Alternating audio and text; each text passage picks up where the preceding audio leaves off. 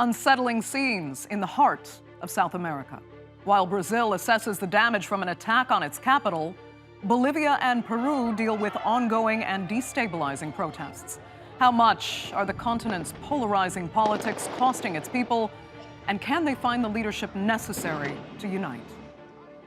I'm Andrea Sankey, and this is The Newsmakers.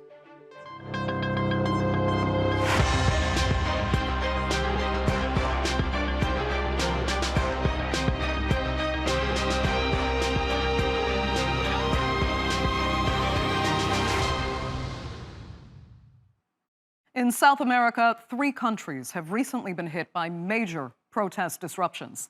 On Sunday, Brazil saw its capital attacked in scenes reminiscent of Washington's January 6th insurrection. And in neighboring Peru and Bolivia, ongoing protests have left dozens dead and hundreds injured. Only 7 days after his inauguration, Brazilian President Lula da Silva had to declare a federal security intervention in the capital to remain in effect until the end of this month. Here's a look now at what happened in Brasilia. Brazil is boiling over. Thousands of yellow and green-clad protesters stormed the country's key government buildings on Sunday. Supporters of the right-wing former president, Jair Bolsonaro, smashed their way into the Congress, Presidential Palace, and the Supreme Court, leaving a trail of destruction. They were fueled by anger and distrust over Bolsonaro's defeat in the presidential election last October, where he lost by just under 2% to Lula da Silva. Bolsonaro, who still hasn't conceded defeat, claims that the electronic voting system was vulnerable to fraud, fueling a movement of fervent election deniers. The police faced off with protesters for hours before regaining control over the 3 buildings in the capital and arrested busloads of Bolsonaro supporters. There are no criminals here. We were just protesting. We want to save the country. President Lula has flown to the capital to inspect the damage himself and blamed Bolsonaro for inflaming his supporters, who he called barbaric. He vowed that those involved would be punished. Like true vandals destroying what they found in front of them, we think there was a lack of security, and I wanted to tell you that all those people who did this will be found and punished. They will realize that democracy guarantees the right to freedom and free speech, but it also demands that people respect the institutions created to strengthen democracy. Bolsonaro, who left the country 2 days prior to the inauguration of Lula da Silva last week, condemned the attack and denied any responsibility. Pillaging and invasions of public buildings has occurred today, such as those practiced by the left in 2013 and 2017, are outside the law. International condemnation followed. The US President Joe Biden called the events as assault on democracy and on the peaceful transfer of power. With calm largely restored in the capital, Sunday's riot provides a glimpse of how divided Brazil really is, and shows that the last year's election is still unfinished business for many Brazilians. Meanwhile, in Brazil's western neighbor of Peru, violent anti-government protests landed at least 67 people in the hospital last week. Dozens of protesters attempted to take over an airport near Peru's border with Bolivia over the weekend, prompting police to use tear gas on the crowds. The demonstrations against President Dina Boluarte resumed after a 2-week break following violent clashes in December that left 22 dead after the removal and arrest of former President Pedro Castillo. And next door in Bolivia, 2023 has started with more unrest. Protests continue in the country over the detention of opposition leader Fernando Camacho. He was arrested on terrorism charges for his involvement in the country's political crisis, leading to the exile of former President Evo Morales in 2019. The governor of Santa Cruz and a prominent right-wing leader is serving 4 months of pretrial detention. Camacho was elected governor in May of 2021. Since then, his administration has been a force of opposition against the administration of President Luis Arce. Street protests by Camacho loyalists are continuing, with dozens of truck drivers on strike, blocking crucial streets and highways. We, the transport sector, are mobilizing and supporting this cause. We are against this injustice that is being committed against our governor, who is the highest authority in Santa Cruz. This government has waited for the wear and tear of the Santa Cruz region, and for them not to go on strike. But Santa Cruz is going to go for it and assert its rights. So in Brazil and Bolivia, it's the supporters of right-wing leaders stirring up political unrest. Well, joining me now to help us better understand why are from Managua, Nicaragua, Ben Norton, a journalist and the founder of the Multipolarista news portal. And from La Paz is journalist Raul Penaranda. He is also the author of Remote Control and From Military Dictatorships to Evo Morales' Populism. Thanks both so much for being with us. Let me just start with what happened in Brazil on Sunday. Ben, briefly, I mean, this attack on the capital, mostly, will it prove to be kind of a disturbance for Lula's administration, or will a longer-term plan of action have to be taken to deal with this? Well, in the speech that the new president of Brazil, Lula da Silva, gave, he indicated that they need to deal with this problem of right-wing extremism. He referred to them as fascists. And this is a problem that we see all across the Americas with the rise of far-right movements that are increasingly willing to use violence. It's no coincidence that Jair Bolsonaro, who, by the way, is now living in Florida, he fled 2 days before his term ended. He is a close friend of Donald Trump. And the constant coup attempts after he lost the election, it wasn't just this attack this week. There were also many other attacks and attempts at having a coup. He just didn't have the military support behind him. But the reality is that these coup attempts and attacks on state institutions were directly inspired by Donald Trump, and especially the January 6th attack on the U.S. Capitol. So it's going to be a very difficult period for Lula da Silva because there's about 15, maybe 20% of the population that are ideologically very extreme and support Jair Bolsonaro's project, which is a very exclusionary project, an explicitly racist project, and an anti-democratic project. Now, it's not the majority of the population. We're talking about a small minority, but a small minority that's very extreme and willing to use violence can cause a lot of problems. And they've already made it clear. First of all, many of them refuse to recognize Lula da Silva's constitutional victory in the election and the fact that he's the constitutional president. And they've made it clear that they're going to cause a lot of problems for him as president. Okay, Raul, are you on the same page there? I mean, do you believe this right-wing extremism that exists, at least in Brazil, is a kind of destabilizing threat? And do you think, maybe like Donald Trump, at least so far, Bolsonaro will be able to avoid any responsibility for those actions? Well, good question. Yes, I'm in the same page in this. This is absolutely unacceptable to have this huge crowd doing this kind of looting and attacking the capital and there in Brasilia. So it's really sad what happened. Of course, it's an example that comes from Donald Trump. It's also a problem with social networks. This idea that the election was stolen in Brazil. But maybe this could help actually Lula, could help him in the sense that now in Brazil there is the rest of the population looking at this as really alarmed with what happened, and of course the rest of the world supporting him. Probably Bolsonaro is gonna get away with this as Donald Trump did. He's in Florida precisely, and but probably this will help Lula. He can show now that he's a democratic president and that he was under threat of this right-wing population. Okay. Raul, I'll stick with you, and let's look at Bolivia now and the dynamics of support for Luis Camacho. It could seem confusing because you have kind of middle to lower class even truck drivers backing the return of a right-wing businessman to politics in the region of Santa Cruz, which mostly backs the conservative opposition anyway. Why this kind of inconsistency? What is really happening with the dynamics in Bolivia? Okay, Camacho is a popular leader. He was elected with 55% of the vote in Bolivia, in Santa Cruz, less than 2 years ago. He's very popular. He's not considered like an elite kind of politician. He's conservative, of course. He has the support of the right, you know, but also of popular sectors, this is also something that is not only political, it's also regional. In Santa Cruz, there is the center of the opposition to the Arce's government, this kind of centralist government that we have.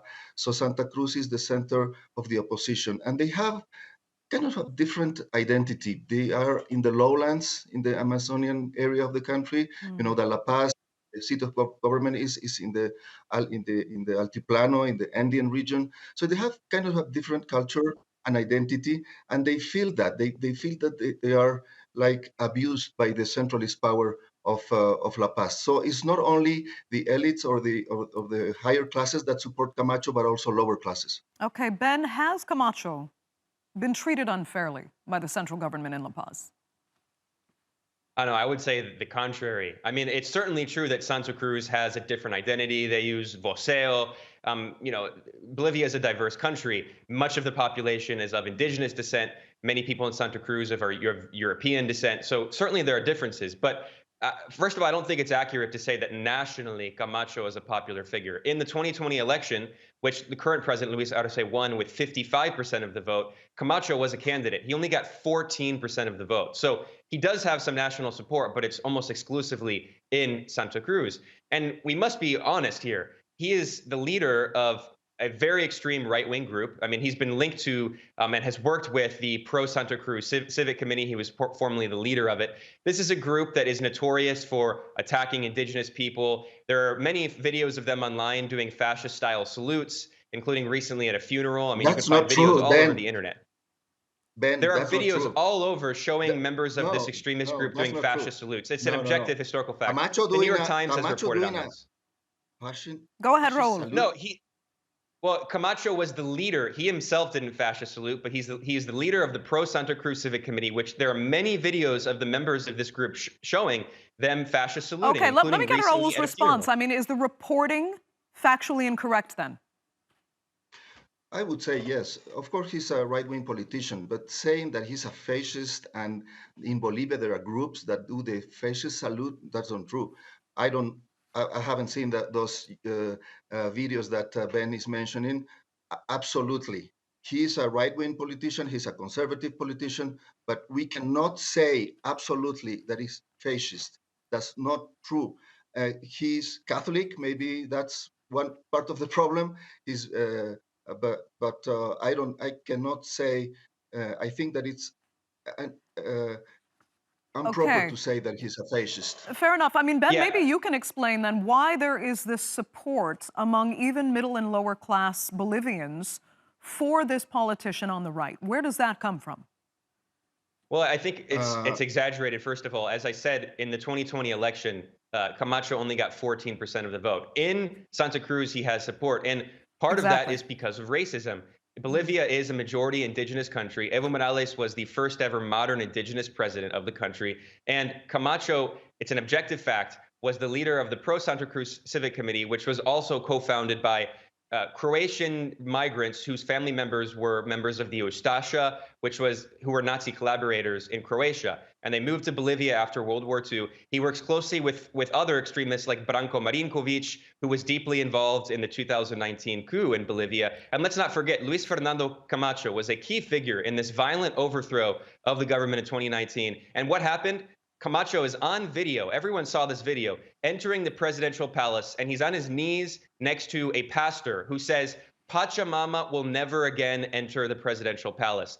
He's referring to the indigenous earth spirit, saying that the indigenous satanic, majority will never control the presidential palace again. And instead, meanwhile, the so-called interim leader who was unelected and who oversaw massacres, Janina Áñez, she had a giant Bible and said Jesus is re-entering the palace. So what we're talking about is a deeply divided country where in Santa Cruz there is a bastion, let's be frank, of racists and extremists who consider the indigenous majority to be inferior and godless.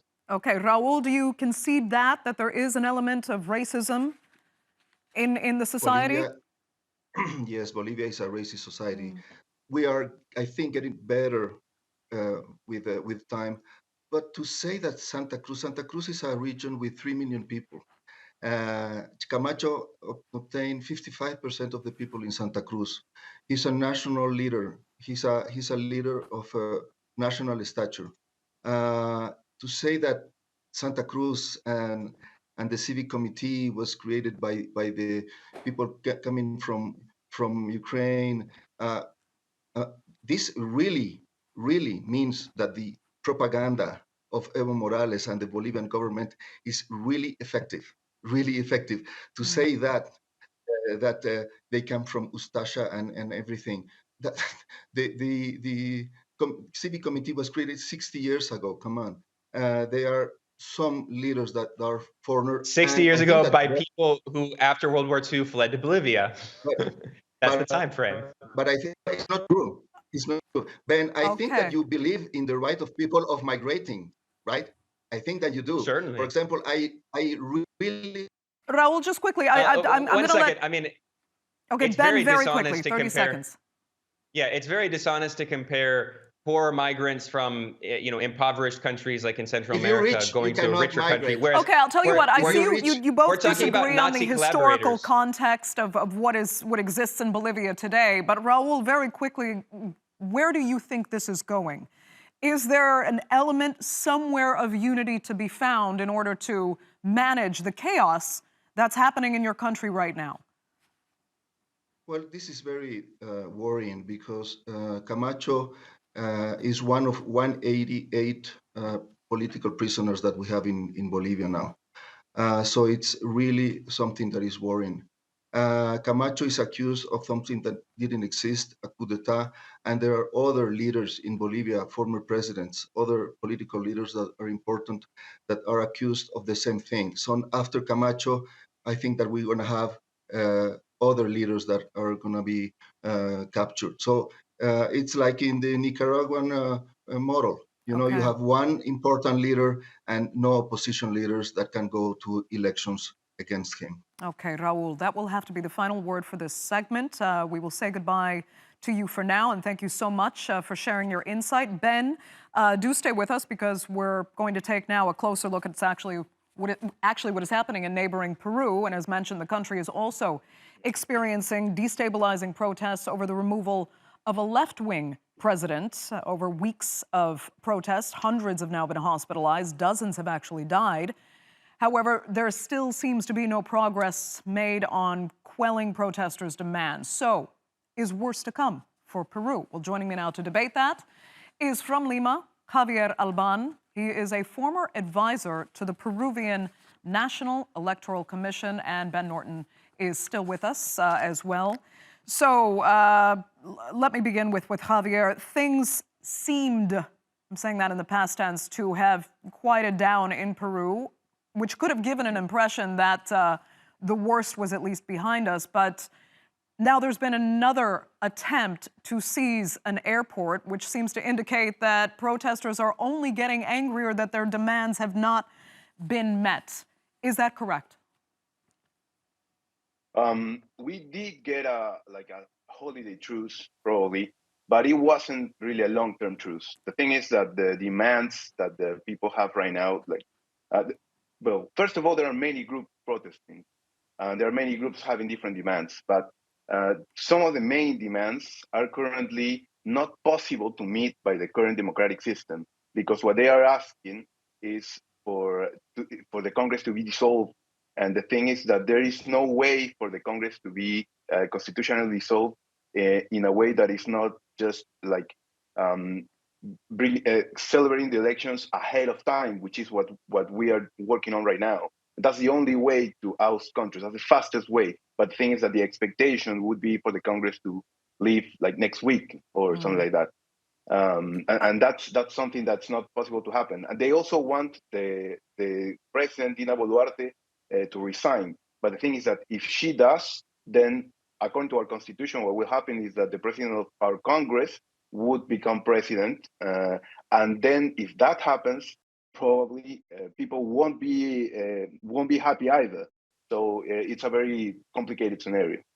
Right. Ben, it's, again, I mean, we spoke earlier about this, and I'll ask this again. I mean, are there at least any somewhat easy asks that Dina Boluarte, the president, could address to at least concede something to some of the protesters? Or will only kind of regime change actually satisfy the protests now across the board?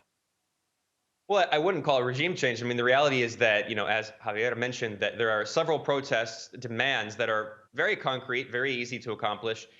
Fresh elections, that's the most important. The current government is not elected. Yes, Dina Boluarte was the vice president of Pedro Castillo, but she herself is very different politically, and she's made a government of national unity with parts of the right-wing opposition who lost the election. Furthermore, so that's a very simple demand: new elections.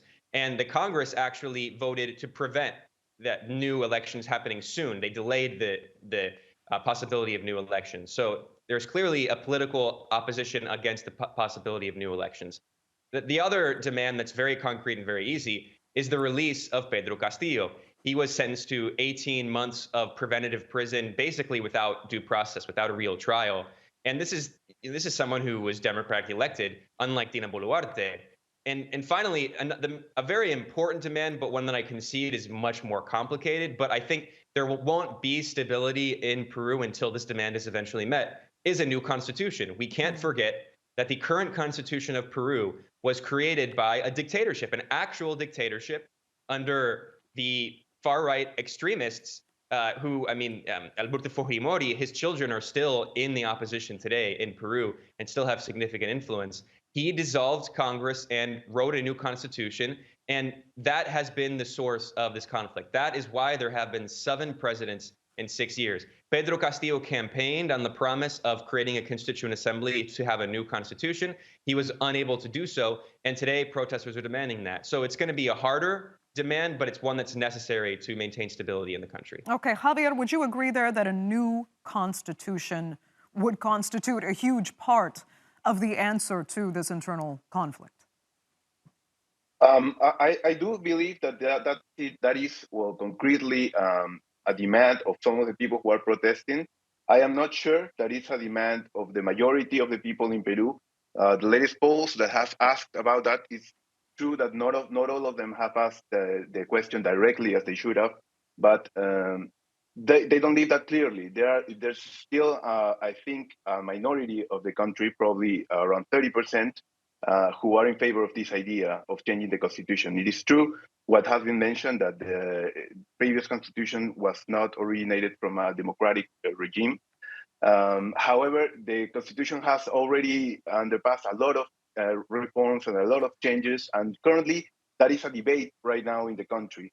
I think that is a debate that has to continue, has to go on, and has to involve a lot of people from it's a debate that has to go outside of Lima, because one of the problems that we are facing right now is a centralization in the country, and the problem is that a lot of people who live in different provinces feel like the state does not worry about their urges, right. And that's part of the problem of the protest. A lot of people associated with the constitution, but I don't know all of them. Very quickly, Javier, I mean, is the fear of some people legitimate that actually holding another election at this point could cause or lead to greater violence if the result is somehow contested, if it is less satisfactory than what protesters even want? I don't think so. I think, well, it's very hard to rule out any possibility here in Peru with what has been going on in the past 5 years. What we're seeing right now is like an escalation of the latest escalation of a crisis that started at least in 2017. But I think new elections are a way to calm down this because it would give a chance again for the people to choose who is there. Okay. People are not satisfied with Congress. Congress is very unpopular right now, right. And as Ben mentioned, it's the government right now has it has made alliances with some people in the right wing, so it's not very legitimate right now. I believe that if there are new elections, at least that part of the problem would be solved. I don't think the whole crisis might be solved just with the elections, because we still would need reforms at least, right. Or maybe a debate of a new constitution, right? Ben, very quickly, let me just ask you, I mean, is there an element here of the instability in neighboring Bolivia and Ecuador to some extent, which has calmed down, but the underlying issues are still there? Is it feeding into Peru's instability right now? No, well, I wouldn't say that the protests in Bolivia have much to do with what's going on in Peru. In fact, they're politically opposite. The protests in Bolivia are right-wing protests against the left-wing government that is very inclusive of indigenous people. And in Peru, it's protests against a right-leaning government that is very exclusionary against the indigenous majority. But there are a lot of similarities. Ecuador is a very different case. But there are many similarities between Bolivia and Peru. And one of those, one of the most important, is that these are countries where the majority of the population is of indigenous descent and yet has not had significant political representation. In Bolivia, that came with President Evo Morales, and he created a plurinational state that incorporated the rights of indigenous peoples into the state. And Pedro Castillo had wanted to try something very similar in Peru, but was unable to. And a lot of people, if you see the protests in Peru, they're actually waving the Huipala flag, which is an indigenous flag used by Bolivia, and they want a similar model for their country. Ben, that's going to have to be the final word. I'd like to thank you and Javier Alban so much for joining us on this edition of The Newsmakers. Our viewers, of course, for being with us as well. Remember, you can follow us on Twitter, and do be sure to subscribe to our YouTube channel. I'm Andrea Sankey. We'll see you next time.